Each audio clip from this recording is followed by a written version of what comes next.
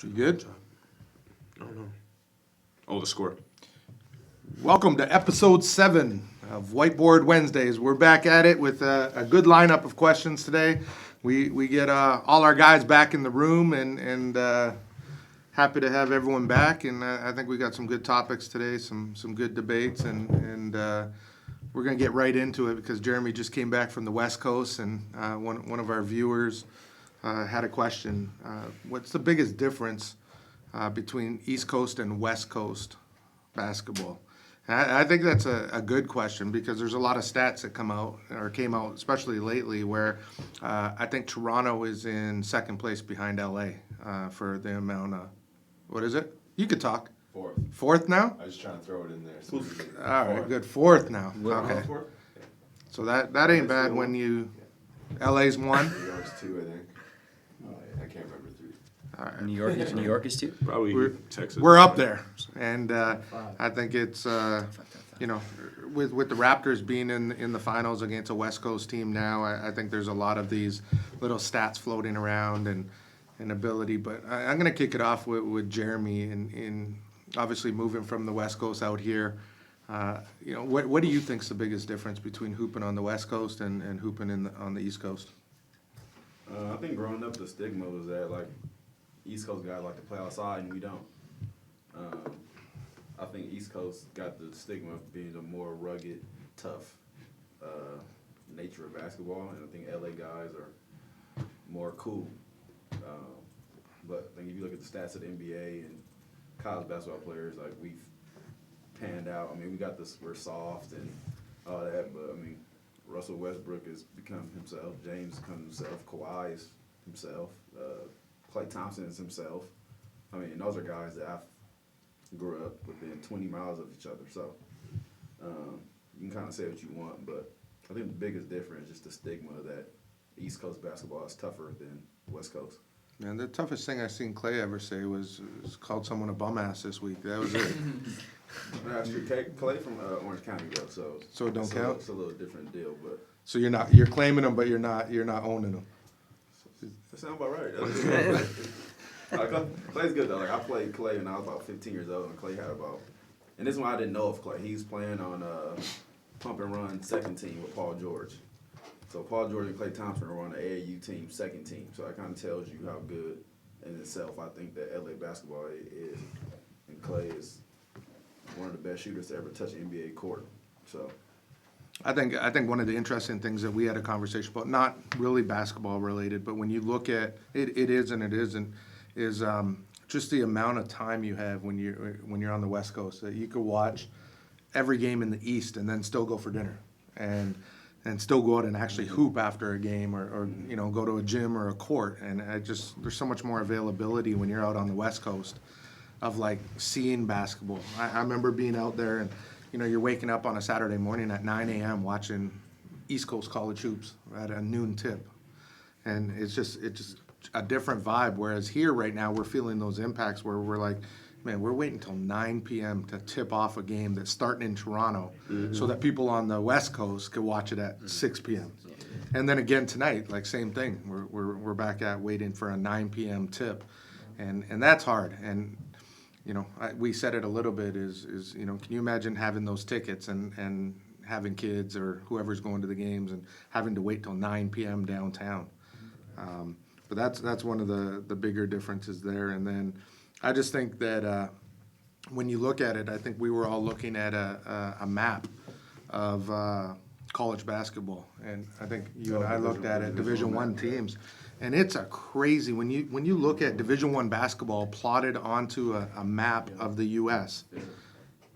It's like 80-something% of the Division I teams are east of the Mississippi, and it's crazy when you sit there and then you start thinking like, man, there's to be recruited by a West Coast team, there's just so few of them when you put that in perspective of the bigger picture of college basketball.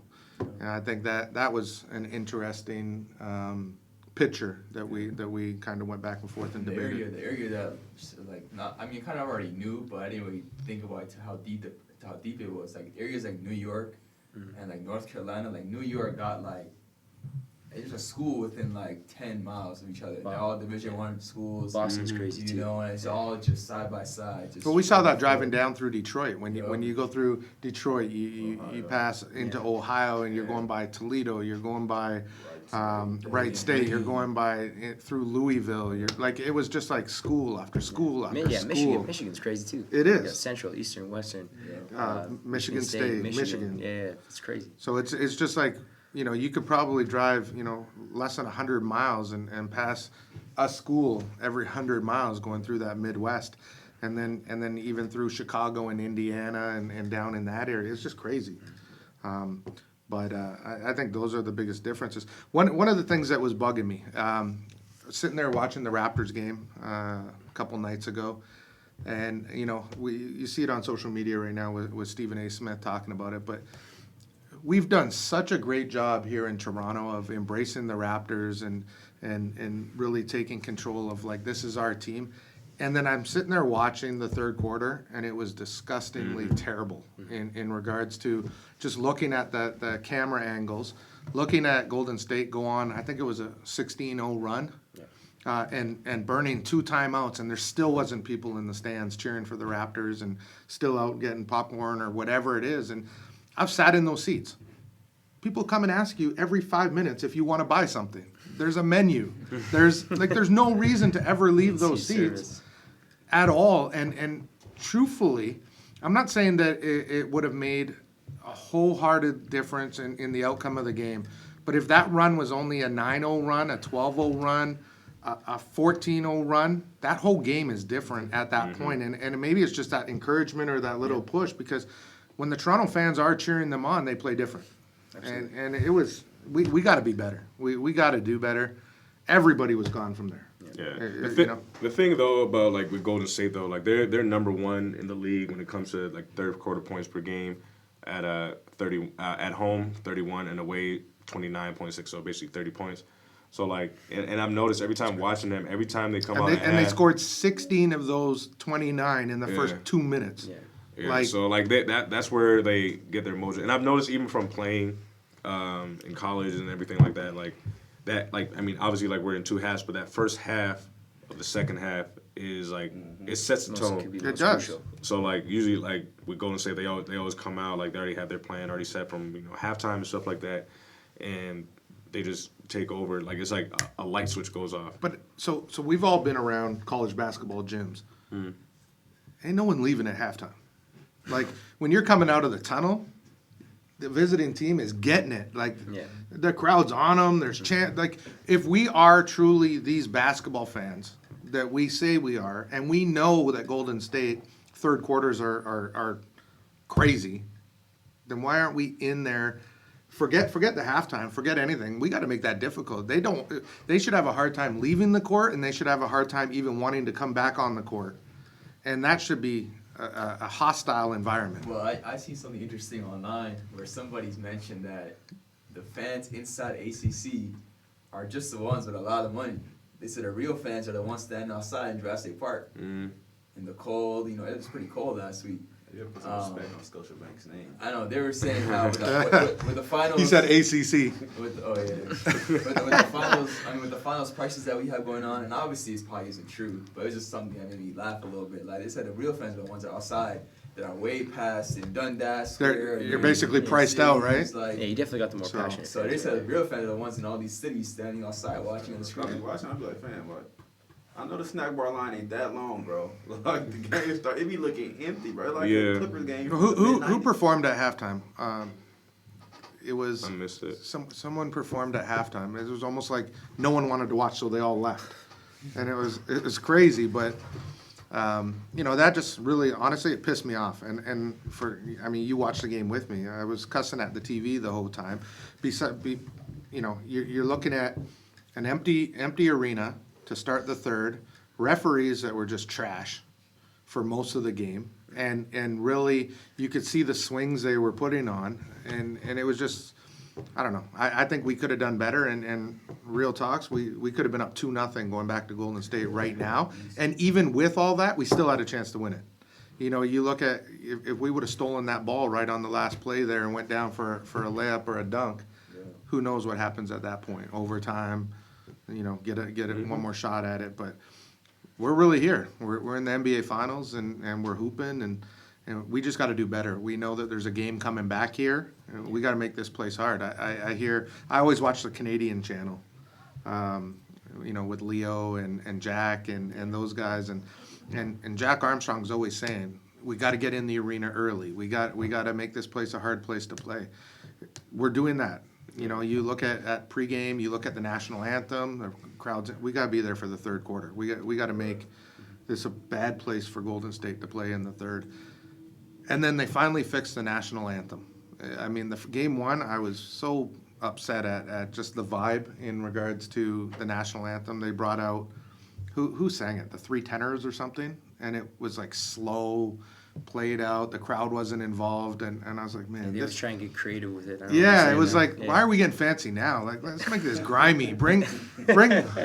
I don't care. Like, shoot, bring Top 5 out and let him sing it or something. Get the crowd going. Like, let's do something different here. We're in the finals, but.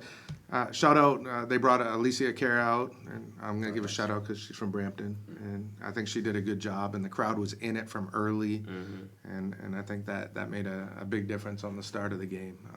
So who do you guys got tonight? It's definitely tough, but I feel like Golden State might get it just because they have the momentum going into Game 3 after that win. Raptors settle down after the first game there. Who does Golden State? I mean, so US TV is really trying not to play down this whole Drake thing in terms of like impacting the sidelines and the games, and they're not really panning to him a lot during the telecast. In contrast to that, they're going to be on to their US bias tonight, and like who's going to be courtside that becomes essentially the Drake of Golden State. Yeah, Steve Kerr made a comment that it's E40. I've heard E40, but you probably know more. It's E40 like a Golden State.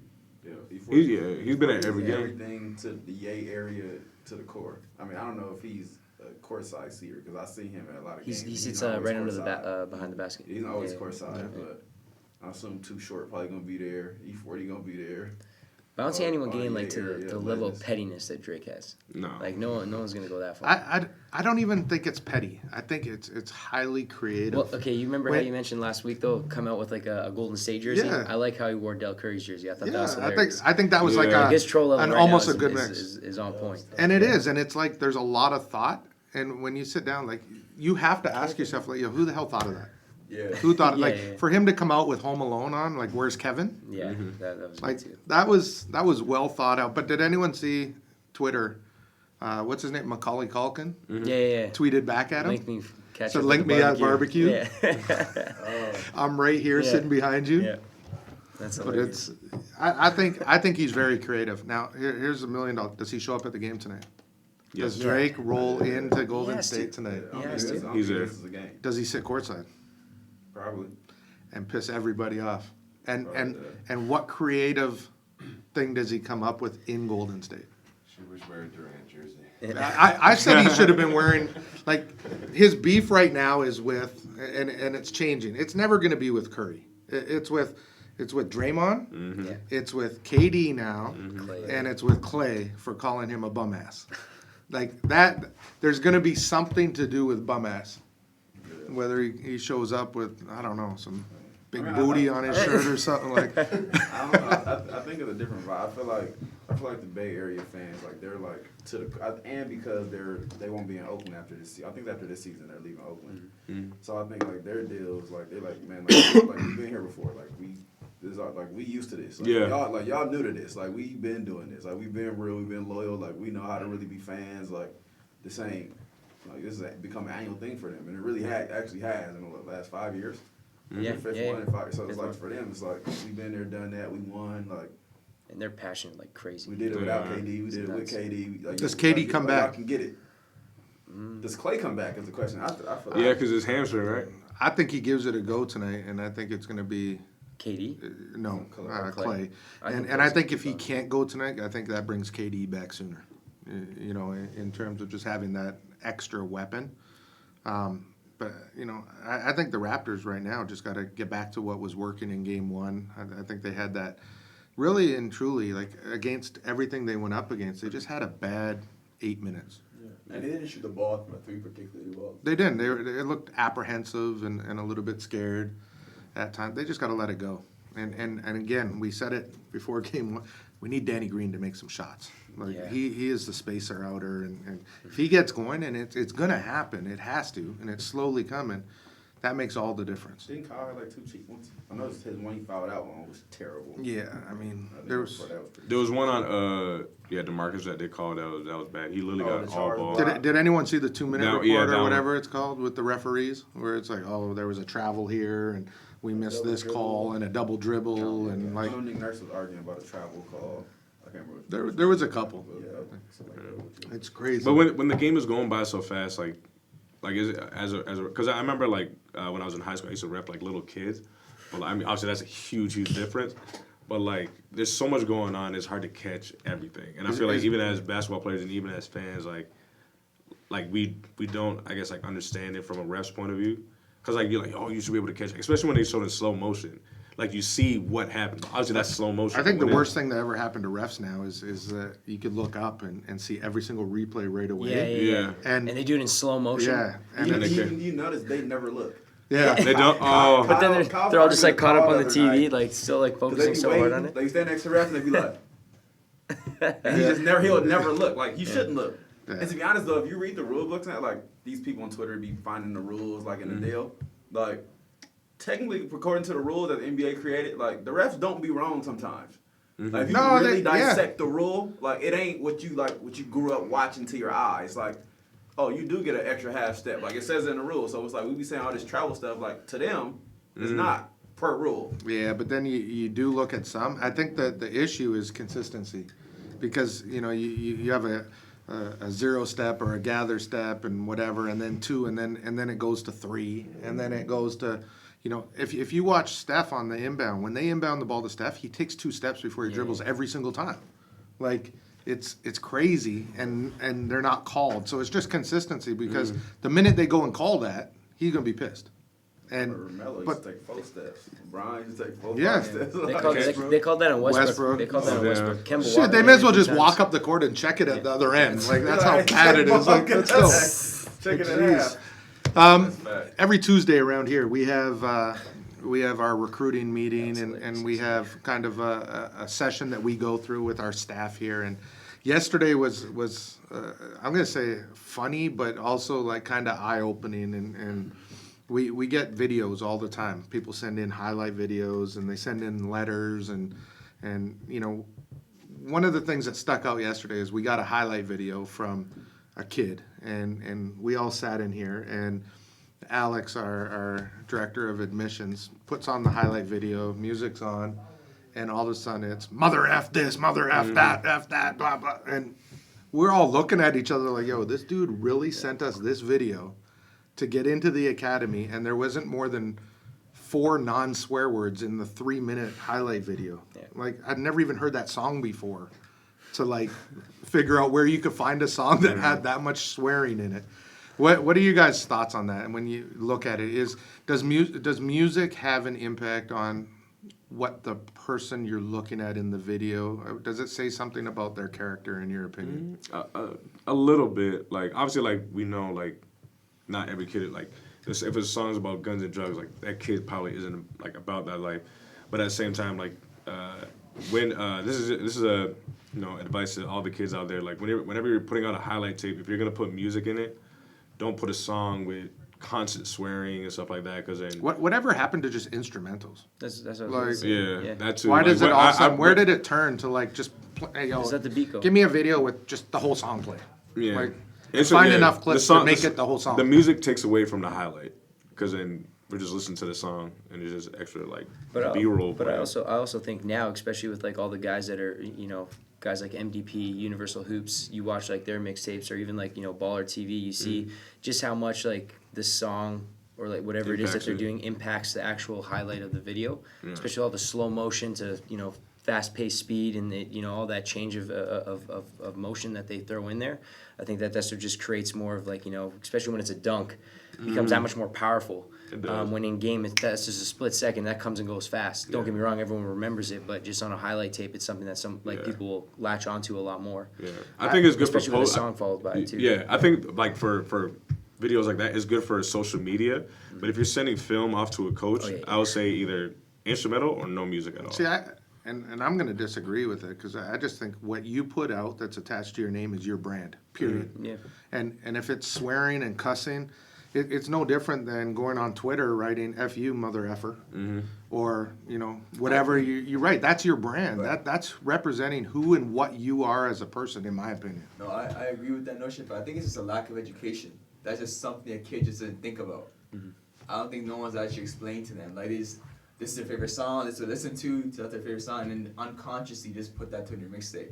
So I think a lot of it's a lack of education. It's like, if you told a kid, like, hey, like, you don't want to do this, I think a lot more kids will be conscious about it, which is good now that we address it here, because, like, we look at that kind of stuff, college stats look at that kind of stuff, but, like, I think a lot is a lack of education. They just don't know better. Well, and I think, I was in a meeting last week where someone told me that, they can go on social media, and I always knew that to this extent, but basically you could go back and I could put in, what's your Twitter, Manny? Coach Manny D. Coach Manny D into this app, and it'll take every single tweet that you did, and it will give me a character trait for the type of person you are, whether your tweets are depressing, whether they're exciting, whether they're, and basically categorize that into like what basically you put as your social media persona.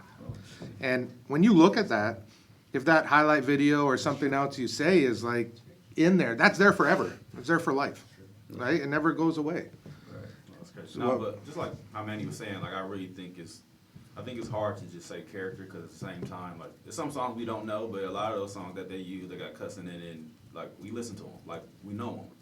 So I don't want to wholeheartedly say it's character. I do agree in the sense that it's like education and just cognizance of being aware that you're not making this video for you. Like you can have one that you can show just your friends, but you gotta understand, like if you giving it to people that you're basically in a sense putting your life, handing not your life over to, but like they're having to say so in your future. You gotta be cognizant of who's watching it. See, I look at a highlight video like a birthday invitation. I wouldn't write a birthday invitation that come to my mother effing party. It's like you're trying to get something out of it, and it's something that you think that by putting it out, you're going to gain some sort of attention. I think it takes away from the attention that you're getting, or you're getting the attention for the wrong reason. So I mean, that's just me. Maybe I'm older and the new generation, it's okay, but I just look at it from a college perspective as well. When you're a college coach and you're sitting in your office and you're in a professional environment, and a kid sends you a highlight video, you turn on the speakers and the first thing that come out of there, blah, blah, blah, like, especially if it's like a Christian school. Yeah, like you just never know who's looking at that. And I mean, the bad part is that unfortunately in the life we live in is like whether the kid's a bad character kid or not, like you are judged by it. So it's like if you put it out there and it's cussing all over the place, like, and we go watch a kid that's as of equal value talent wise, and his deal is clean and is just better off. Like that really might be the sole purpose as to why somebody chose the kid versus yours. So unfortunately, that's the reality we live in. But like that it really makes a difference. Somebody can say like, well, this kid's just not wise enough to know that he shouldn't have had this on there, so we can't have that, and push and that could be it. advice to any kids on you guys? I mean, we're sitting here with future college coaches. What's your advice if you were looking at a kid's video and you were at a Division I school? Does it impact whether you want to recruit the kid? Does it tell you anything about his character? I think obviously try to keep the music clean and just put your best clips first. When highlight tapes come out, you have about a minute, a minute and a half, if that, to sit there and watch the rest of the tape. So put your best clips first, and then try to stick to instrumental if you can, but yeah, just keep it clean, man, because you know who's going to watch it. It's funny that you say that because we sit here and we get a ton of highlight videos and we watch it, and then it's so hit and miss because as a coach, you're sitting here, you're like, man, okay, these are the clips, but I want to see the whole game. And then when kid sends you the whole game, you're like, why couldn't you just cut it up into like clips? like yesterday, so it's too, like yeah.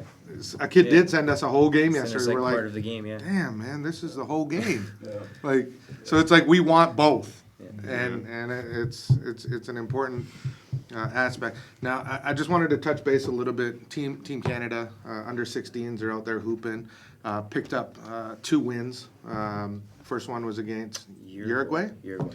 and Brazil. second one yesterday or last night against Brazil. And not a shameless plug, but Caleb Houston is hooping right now. Double last night. That kid's going to be pretty special in terms of what he's going to do. And if you're the under 19 team, are you looking to bring Caleb out on the under 19 team as well, right when this is done? Possibly, just based off of just experience. Kind of like what the men's team did with Lugans, RJ, and Simeon, those guys, and Shea. I think it's good just to like get a taste of like where he's gonna potentially be playing. Obviously, like he's not gonna be rocking out like how he is now, but just the fact of getting that experience. Or he might. Or he might. I mean, I've never gotten the blessing of like watching Caleb play yet, and I've only heard good things about him, and I got to meet him at our training camp. Great kid. I can tell he's got a nice jump shot. But yeah, like I would really like to actually sit down and watch a game of like just watch him play. I mean, you guys watched from a different perspective of sitting there at 16 and under EYBL. How good is this kid? Caleb's going to be a professional basketball player. There's no doubt about it because he's already scored all 3 levels. He extends the floor out. He's efficient with his mid-range game right now for his age, which is kind of a lost art. And then he's good at attacking the hoop. He does a great job with his body. He knows he's a lot bigger and stronger than a lot of people, so he does a great job with that. And he's only going to get better. Yeah, I mean, I think through EYBL he averaged a double as well. So I mean, he's right now a machine, Yeah. and I think he's just scratching the surface of what his ability is going to be and where his comfort zone is. But his mid range, his 3, his ability to get to the basket, is pretty crazy right now. My biggest thing for Caleb though is that I think everybody understands if you've seen him and that you understand. You look at his stats, like he's a talent. I'm impressed a lot, and I feel like I'm secure in saying he's going to have a long NBA career because of his character. Just being around him. He's humble. He's humble. He lights up a room. Like he's okay with himself. Like, I don't think Caleb has social media. I don't think. No, he doesn't. And he's like very much okay with it, and it doesn't move him at all. He's comfortable in his own skin. So I think character-wise, he has that part that will allow him to stay there when he finally gets it. Yeah, no, absolutely. Mark, any questions come in, or Jackie on that one, on the front one? I got a question from last week there. So, where do you see the best fit in the NBA for former AI Orangeville players in this year's draft? In that brackets, Iggy, O'Shea, Dort. Okay, fire one player at a time off at us, and we'll kind of go through and debate each player. I think Iggy, best fit. best fit. I mean, it's hard to say in terms of like all the changes in the NBA, but it's a scenario where obviously I looked at the ESPN mock draft and it had him going undrafted, I believe, and I don't like see late second round. I don't see that happening. No. I truthfully see him between 20 and 30 because he can score the ball. He's tough. He's got that characteristics that you need. I've always said it in terms of like players that are successful in the NBA are ones that have a little bit of asshole in them, and not necessarily in a bad way, but that ultimate belief in their self of how good they truly are. And I think you have Very to have that. confident, yeah. You really do need it. Because every single day you have people trying to bring you down or take your spot. and so I just, you can't tell Iggy he's not good. You can't tell Iggy he can't do something. He's not hearing it. And you look at what he did with Michigan. He went in there and did Iggy and did it within the team. And he took on, I think, a persona Kinda like of the that villain. evil villain Yeah, guy. kind of villain. And I think that took a lot of pressure off his team as well. And I think he thrived under that situation, and he likes that. And so I think he's got those traits that an NBA team's going to want, and I think he's going to sell tickets. And really, when you look at the NBA, it's a moving show. Yeah. For some reason, like more I think about it, I see him in Dallas. Like it's kind of like resemblance of like kind of like a Doncic or a Dirk Nowitzki kind of player. Like being 6'8", like he's able to score like at different positions. He could guard different positions, and I feel like if the Mavericks have a shot at getting him, I think they should definitely take it. I'm going to go on record and say if he falls, and what pick do they have, Mark? If he falls below Cleveland, I think I have a problem with that. And I said it is, his college coach is the head coach in Cleveland right now. I don't think there's anyone better that knows that kid inside out and knows his strengths and weaknesses. They got 20 what? 26. 26 picks. So, right into where I said between 20 and 30. I can't see him passing Cleveland. I truly can't. No comment. He's not from LA, so you don't want to talk. I think it's hard for me to call. It's hard for me to call. Like, I guess best fit. I see Dallas having like I think there's certain teams in the league that value international flavor, like the Spurs or the Mavericks. I think certain teams value it. But my evaluation of watching Iggy this past year, because I didn't know him prior to being here, like he's really just a walking bucket. Like he can do everything. He got enough savvy. He got enough strength. He just has a natural ability and a natural knack that he's gonna be really good. Like I'm saying this since they popped Villanova earlier last year. Like he's really good. Like he walked in as a freshman, like bullying dudes, dunking. Like he's gonna be fine. Yeah. Wherever he lands, he's gonna be fine. I don't know where exactly that is. I think it's gonna be a place that values international flavor, but I don't know. I think he's gonna go anywhere between 20 and 35 or something. I'm not sure. So we'll see. Who was the next one? Lugansk Dort. I'll kick that one off because I honestly, in bringing Lou up here to AI, he reminded me of a lot of players. And I think all of us that sit down and got to watch him play and progress and see his hunger to get better, he's going to have a good NBA career because he's a fighter and he's tough as nails. I see him. The ironic one that I see is like I think he'd fit well in Phoenix, which would be pretty ironic considering he went to ASU in Phoenix. So that one would be a weird one if that came about, but he would fit in with that young core group of guys, and his toughness on the defensive end I think would match what they need to improve upon in Phoenix. I could see him in Sacramento with the Kings, that young core, and then with Roy Rana being there now, understanding how tough of a guard he is, I think that would be another good synergy type of fit. And then the kind of place, and I don't know what pick they have, but I could really see him in Detroit under Dwayne Casey and the type of system and defensive. I mean, Dwayne Casey loved Kyle Lowry, and I'm not saying Lugansk is Kyle Lowry, but there's some similarities in regards to like putting his toughness and his defensive ability and putting it all on the line. So that's where I see him, honestly, anywhere between 15 and 25. And I know that's probably higher than some people have him, but I think there's a value in a guy that I think resembles Russell Westbrook a lot in a lot of traits. No doubt. Yeah, he definitely does. And I remember whenever one of the first questions I asked him, like who do you kind of like try to resemble your game after? And that was one guy. He said so, like even him, but like I could see him in Portland, to be honest. Just again, like with Dame and CJ, I feel like he could definitely learn a lot from those guys and lose a sponge. I got the blessing of like being able to work with him every morning and stuff like that, and just seeing like how his game is and like how he's able to develop and pick things up so quickly. Being able to learn from Dame and CJ, like again, like they're both his size, combo guards, and I feel like he could fit their system and being like a good backup for those guys, and like again, like his defensive like hunger and like just dog mentality, like again, like you said, whatever team ends up picking him, like that's one thing that's definitely gonna help him stand out, and he'll be like one of the top guys on that team for it. Yeah, absolutely. I see. I don't know why Chicago as well as a possible landing spot, just in terms of their needs and his toughness as well. Mm-hmm. Anything on Lou? Anyone else? Next one. O'Shea.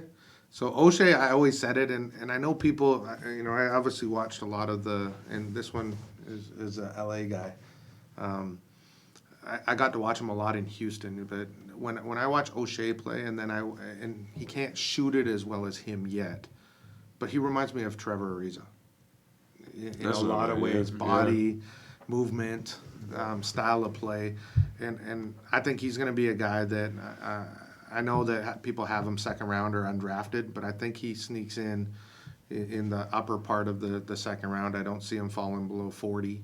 And I think with what he did at the G League Combine, I think he opened up a lot of eyes, and I think he could sneak in even higher. And I think, I don't know where I see him, but I could see him ending up in a place like Houston, where they value the guys that could pop out and shoot it. He didn't shoot it stats wise as well as he can shoot it while he was in college at Syracuse. His 3-point shooting percentage was very low, but he's capable and can make those shots. And I think now becoming a pro and working on your craft every single day, he follows into that mold of what Houston was missing. So I could see a good fit in Houston. Trevor didn't even come into the league. Trevor couldn't shoot it. Like, that wasn't something Trevor did. Like, he being a pro, like, he's grown that to where, like, that's what he does now. So Trevor didn't come in the league doing that. So, I mean, that's a credit to Trevor, but, like, and I think O'Shea has a better starting point, in my personal opinion, than what Trevor did coming into the league. So. I also think O'Shea's going to be better with more spacing now.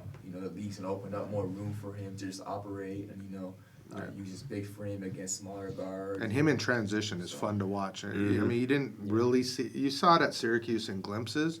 I mean, we saw it in high school where you get him out on the wing and attacking the basket, and that's fun to watch because it usually ends up with some sort of big dunk or great finish. Yeah. So, To be honest, like, I see him in OKC. He kind of reminds me of, like, and I know, like, one thing he told me, like, he wants to be like kind of like a Paul George. One thing I kind of see is, like, I feel like he's a more polished Jeremy Grant, just as far as, like, athleticism goes. But O'Shea has a better jump shot, and I've seen a bit of O'Shea's work through his pre-draft, and his shot got even better than it was before when we were working out and stuff like that. So I could see him there, and I could see him ending up as his career goes on. He could be a Paul George. Maybe not get as much touches as him, but as far as that smooth kind of play, being able to create a shot, all that kind of stuff from the mid post, from the wing, and all that, I could see him ending up kind of being like that eventually. I wouldn't disagree.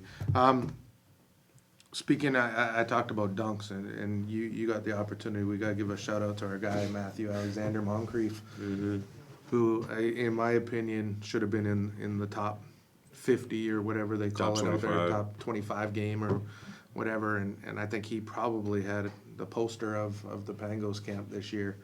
So if you didn't see it, check it out. But he jumped from outside of the paint and boomed on the guy. Like, And I feel like a lot of people don't realize, like, how far they not the high school lines, like the college pro lines, like that's actually pretty far to jump were you from. there watching that live? I didn't see that one. I seen several. I didn't see that one, but I was caught about 4 or 5 in the 2-3 games I watched him play with the weekend. I was in Fortino's, and my phone just started vibrating in my pocket, and I was like, "What the heck's going on?" And one of my guys who was working the There you Penguins. go. Yeah, we're looking at it here. So when you look at it, it's like outside of the. That So guy's one that of my guy. good friends, he was coaching the red team, and he pulled his phone out during the game and started texting, "Hey, man, just put someone that poster mid game." He's going It's crazy. funny. Somebody at, Someone tweeted, MA's handing out Pangos posters. So I went to his last camp game that morning.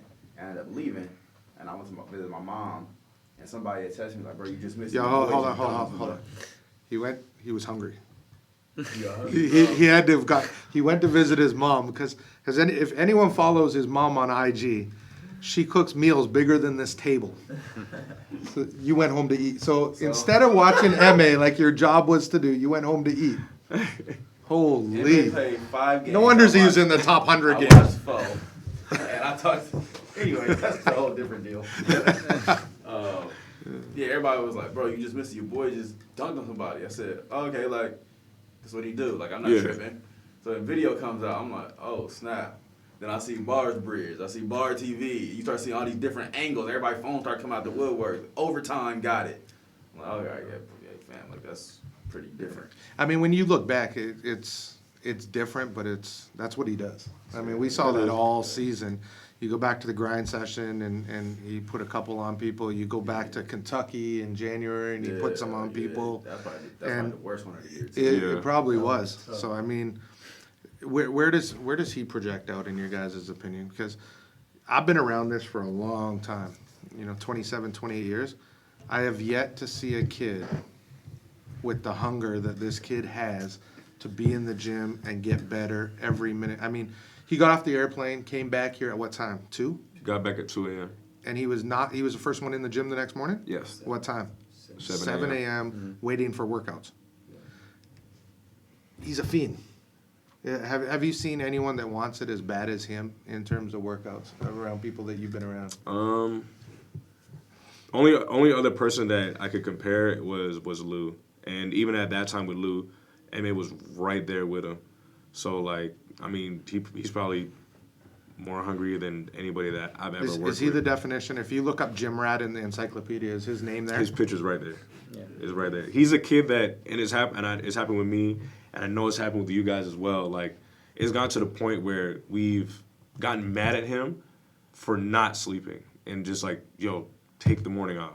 And then he's like, no. And he is And I know starting to he look at annoys it, you though. Yeah. about trying to Yeah, get to the he's gym. realized But the like, big picture. as a trainer and as a coach, I'd rather have arguments. And I've told these guys, I'd rather have arguments like that than me pulling teeth trying to get you out of bed. Like, yo, like you got to get in the gym before you go to school and stuff like that.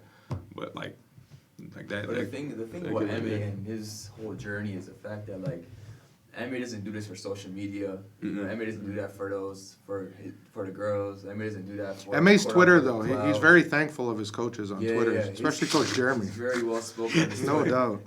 You know, He's he's- appreciative of you going out there, Yeah. So- and that's We that's love each big. other. So No, that's big for a he's- teenager. He's well spoken It on is. Twitter. But he does it for the right reasons. Absolutely. He genuinely loves the sport of basketball. He wants to be great, and so it's gonna pay off. It definitely is. He's a sponge too. Yeah, like I think the one thing is like I think you guys work with him more than I do, but he'll always ask questions, and sometimes I feel like it's stuff that it's just relayed back, but he just wants a different perspective. And another thing, and shout outs to M for this. I'm the guy that's usually here last, and Manny knows that, especially because of the training. And I'm in the locker room. I stretch. I use the Normatec boots, and I'll usually try and get my cool down right at the end of the day. And he's right there, usually right there with me. And he really takes his time and dedicates himself to his body. He's really doing the stretching. He's doing all the cool down. He's icing. He's starting to realize the big picture. And I think that if you're doing that already in high school, by the time he's a pro, he's going to be flying. Yeah, He's going to be just fine. absolutely. Yeah. He's having fun doing this now. There's no longer any pressure in terms of like searching for acceptance, searching for that recognition. It's like, is that Emme? What is that? We're getting a phone call up in here. But I think in general, I think guys like that are just gonna end up making it, and I think any college that ends up with this kid is getting a special dude. The one guy that we forgot, Mark, on that question was, and this is my sleeper, but Kyle Alexander, who came here as well. I don't see him on the draft boards, but when you really look at it, he's in like year 6 of ever playing basketball, basically, or still very young. Did a great job with Tennessee this year, started. He's a guy that is going to, I think, probably play in the G League this year and really make his way through with the right organization because he just does everything right. He's fundamentally sound. He rebounds the ball. He blocks shots. He rim runs. He does everything you want a big to do, and I think there's a place for that in the game. So, He kind of reminds me of Rudy Gobert a little bit, just like with his frame, like long, lanky, athletic, and Kind of like Derek Favors. I feel like. You think of Favors? Yeah, kind of reminds me a little bit of Derek Favors too, Yeah. but not as crazy aggressive. So I didn't want to forget that one. Was there any other questions? If anyone has any questions, send your questions in, and we'll answer your questions and get back to you on our next show. And what's our YouTube, Mark? What about odds are? Tony Mack. It's go on YouTube. You could catch all our shows at the Tony Mack Show. Obviously, we have. Odds are. Time out. Oh, forgot odds out. are. Odds are. Time out. Oh, and we have a question here too. Sorry. What are the advantages of having high school players train with college players? I think, and just from seeing it, and also like, and we've all been there too. Like, I think it's a huge advantage, more so for the high school guys because, and I'll give you a perfect example. So this morning, again, was in the gym with MA and one of my clients, Jacoby Gordon, from Houston, plays for Cal Berkeley. We were working on like shooting and then just footwork positioning. And one thing that Jacoby told M was that you got to be able to. So a lot of things that a lot of high school guys do is when they catch you do that dip, they enter the shot, and at the next level, that's out the window, and because guys are closing off fast and stuff like that. So what Jacoby was telling him was, when you catch it, already be down, get rid of that dip, just go straight up. So, and I think like with these college guys, they're able to teach these high school kids coming out, firsthand, like what to expect when you get there, especially playing at a high level, especially a Power 5 school, or in a Power 5 conference, sorry. And just be able to share like their knowledge of like what they've been through, especially after their freshman year and stuff like that. So I think it's a benefit of like just sharing knowledge. I think it gives you perspective. I think perspective can be a little undervalued. I think it allows you to understand like what it looks like to become what you want to become. And just again, basketball in itself, like. A high school kid comes from pick and roll versus a college kid comes from pick and roll. Like, your reads are different. The speed at which you do it is different. How fast you have to make decisions is different. So I think when you get that perspective and then you go back and play with your fellow high school guys, I think it only makes you better. And to the college coaches evaluating you, it makes you like you know what you're doing and like you have an appreciation and a value of the basketball and whatever else you're doing. I just think it gives you perspective that you need in order to keep growing as a student athlete. Absolutely. So for odds are, we went through you already. Yes. We went through you already, right? Mm-hmm. So yours was to go shirtless, and then lady 1, 2, 3 got. Yo, what was the feedback to that? Did your wifey see lady 1, 2, 3 or no? I think she tried looking for her but couldn't find her. And then yours was to mold a soccer field with a lawnmower. Yeah, We didn't get you on that. Yeah. So I think my next one is going to be to Jeremy. When's the next Raptors game? Tonight. No, back at home. Is that Monday night? Friday. No, back home. Back home. Yeah, I think that's Sunday or Monday. I think it's 3 days, right? So we go Wednesday, we go Friday, Saturday, Sunday, Monday I night. think it's probably Monday. So the odds are that you, Jeremy, are the first one in line at Jurassic Park for Monday night's Oh game. my Before gosh. 6 a.m. Yeah. Yep. Yep. Before 6 a.m. Oh wow. Camp out all day. Yep. You got to stay all day till 9 p.m. to watch the game outside. Oh my gosh. Odds are, baby, it's Monday. First one in Jurassic Park. That's a good one. You That's gotta a be good going one. you gotta be going to 4. See, You got to leave here at 4, easy. the crazy part for me playing odds on fan, like I think I've been here a year, going on a year, and we've played it so much that I've seen people lose. That you Like, fear it's like losing? You really fear it now. Like, Yeah. Like, you would think like, man, you ain't getting that. Like, bro, me and Dom be having to do the most wild stuff. Like, Dom be Yeah. eating jalapenos with all type of sauces on it. It's crazy. Yeah. But, bro, I guess. What's your odds? Yeah, I Just did. you wanted to throw in that if you do get it, you have to be live the whole day. Oh. Got it. Here we Have a go. charger No. with you. You better bring out a big battery pack. My battery pack. My data You see them like this in the morning. I carry a data backpack. All right, let's go. What's the odds? Oh, well, you said 1 and what? You said 1 and 5? 15. 1 and 4?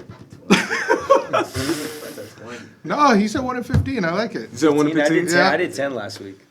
15. I got. All right, I got it. I got the countdown. Y'all ready? Yep. I'm gonna cry. Ready? Yep. 3, 2, 1. 8. Oh, I was gonna go there too. I'm like, he's not gonna go 1 or 15. He's gonna. Oh wow. I'm gonna get some. That would have been classic. It We would've- could have had him in an AI T-shirt, first in line. I just would have embraced it, man. Yeah. Like, I'm from where Kawhi from. What's up? I Yeah. love it. You know what we would have It had? would've- We would have had like 45 receipts for expense reports on hot dog vendors. Yeah. Yeah, Jesse, I had that back full of receipts too. Yeah. Anyways, tune in next week. Thanks for watching, and we out.